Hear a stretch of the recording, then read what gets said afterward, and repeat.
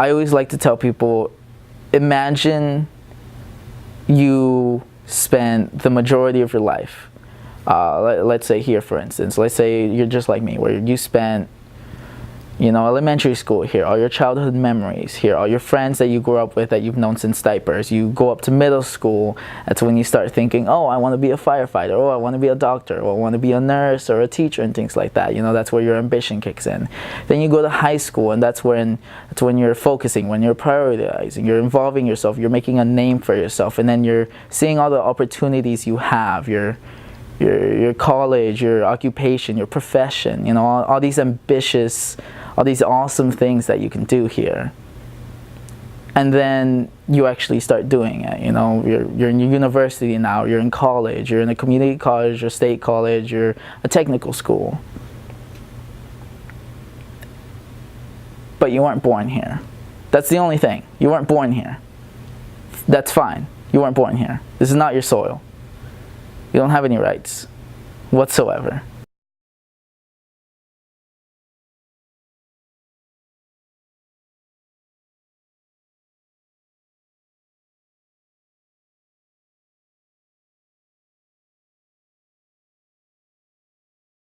Right now, the DACA program for the Dreamers is being kept alive merely by the two injunctions that are still in force.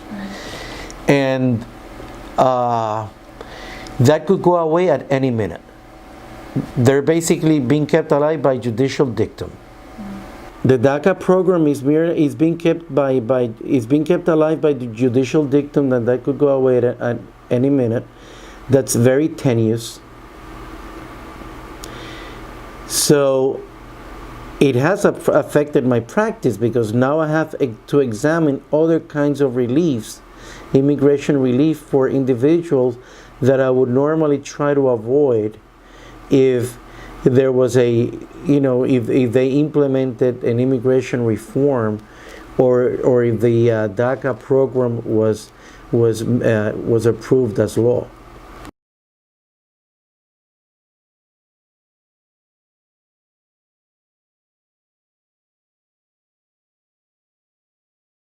Unfortunately, it's a reality. Asylum applications are going to go up.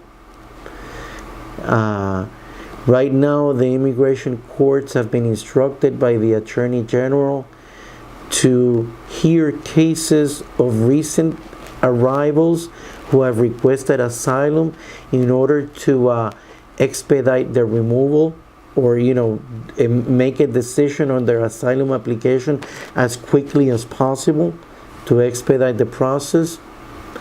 Minors and unaccompanied minors who have one or two parents present here illegally may not adjust anymore as special immigrants before CIS as before, even if they obtain a dependency action from a state juvenile court, from a Florida juvenile court. Those minors that are arriving at the border are being stopped at the border, and they're doing expedited removals at the border and turning them back, so as to avoid having to go through the due process of giving them a hearing before an immigration judge.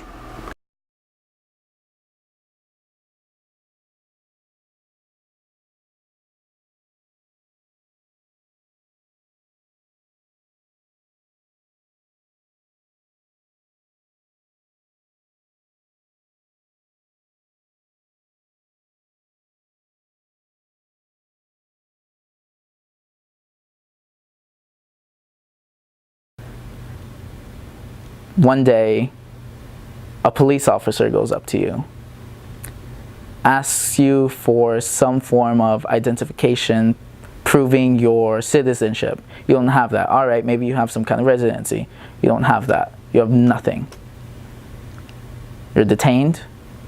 You're locked up for who knows how long, thrown around the country, and then you're sent back to whoever knows wherever your ancestry is. Let's say it's Mexico, like most people.